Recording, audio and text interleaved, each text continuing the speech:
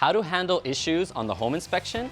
Now, as a buyer, when you're doing a home inspection, you have a couple options. You can either accept the inspection as it is, you can ask for credits or repairs, or you can flat out just cancel the transaction.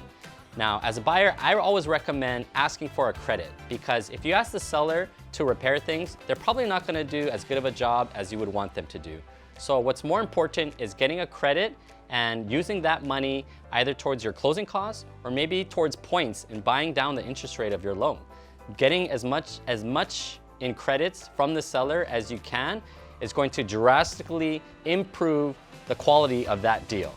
Now, as a seller, you've got a buyer and they're asking for a bunch of stuff during inspection. So I think at that point, you need to weigh your options and you need to look at what sort of backup offers you have. Do you have buyers waiting in the wings who are willing to pay maybe a higher amount?